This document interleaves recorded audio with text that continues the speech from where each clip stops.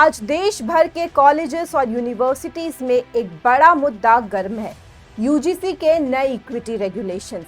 सरकार का कहना है कि ये कानून कैंपसेस में डिस्क्रिमिनेशन खत्म करने और हर स्टूडेंट को इक्वल एनवायरनमेंट देने के लिए लाया गया है। लेकिन सवाल ये उठ रहा है कि अगर कानून इंसाफ के लिए है तो फिर इतने स्टूडेंट सड़कों पर क्यों है? बिल वापस लो, बिल वापस लो। इस नए लॉ के तहत हर कॉलेज और यूनिवर्सिटी में इक्विटी कमिटीज, कंप्लेंट सेंटर्स और ग्रीवांस सिस्टम्स बनाना मैंडेटरी कर दिया गया है, ताकि डिस्क्रिमिनेशन की कंप्लेंट तुरंत रजिस्टर और इन्वेस्टिगेट हो सके। सुनने में यह सिस्टम अच्छा लगता है, लेकिन कंट्रोवर्सी यहीं से शुरू होती है। सबसे बड़ा और एक्सप्लोसिव मुद्दा है फॉल्स कंप्लेंट्स पर पनिशमेंट का प्रोविजन हटा दिया गया है। पहले ड्राफ्ट में ये था कि अगर कोई झूठी या बदले की भावना से कंप्लेन करता है तो उस पर एक्शन हो सकता है, लेकिन फाइनल लॉ में ये प्रोविजन हटा दिया गया। सवाल यह है कि अगर झूठी कंप्लेन पर कोई सजा ही नहीं होगी तो आम स्टूडेंट्स को कौन बचाएगा? स्टूडेंट्स का डर ये है कि पर्सनल राइवलरी, कैंपस पॉलिटिक्स या नॉर्मल डिस्प्यूट्स भी डिस्क्रिमिनेशन कंप्लेन में बदल सकते हैं। इन्वेस्टिगेशन शुरू होते ही अक्यूज स्टूडेंट या टीचर पर सोशल प्रेशर, मेंटल स्ट्रेस और करियर रिस्क आ सकता है, चाहे बाद में वो निर्दोष ही क्यों ना निकले।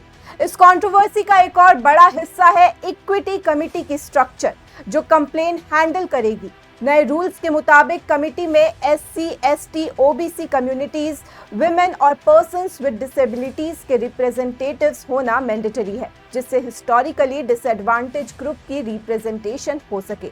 लेकिन क्रिटिक्स का कहना है कि जनरल या अनरिजर्व्ड कैटेगरी के स्टूडेंट्स के लिए कमिटी में रिप्रेजेंटेशन का कोई क्लियर प्रोविजन नहीं है, जो प्रोटेस्ट का एक बड़ा रीजन बन गया है।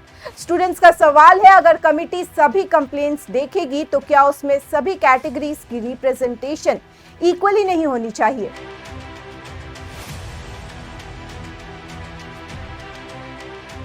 प्रोटेस्ट और लीगल चैलेंजेस बढ़ने के बाद सुप्रीम कोर्ट ने भी इस मामले पर कदम उठाया है। कल हुई सुनवाई में chief justice of India Suryakant की बेंच ने रेगुलेशंस में कंप्लीट वेगनेस यानी स्पष्टता की कमी पर चिंता जताते हुए इन नए यूजीसी रेगुलेशंस को फिलहाल स्टे कर दिया है और सरकार को इन रूल्स को दोबारा एग्जामिन करने के निर्देश दिए गए हैं। कोर्ट का मानना है कि अगर कानून क्लियर नहीं होगा तो मिसयूज का खतरा और बढ़ जाता है। कई स्टूडेंट्स का मानना है कि ये सिस्टम डिस्क्रिमिनेशन को रोकने के बजाय कैंपस में सस्पेशन और फियर का माहौल बना सकता है।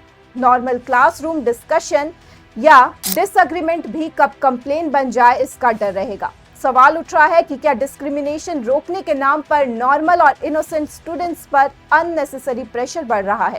दूसरी तरफ लॉ को सपोर्ट करने वाले लोग कहते हैं कि डिस्क्रिमिनेशन को खत्म करने के लिए स्ट्रॉन्ग मैकेनिज्म जरूरी है, लेकिन अब डिबेट बैलेंस की हो गई है। प्रोटेक्शन भी हो और मिसयूज भी ना हो। आज प्रोटेस्ट कर रहे स्टूडेंट्स का एक ही सवाल है, क्या इंसाफ सबके लिए बराबर होगा?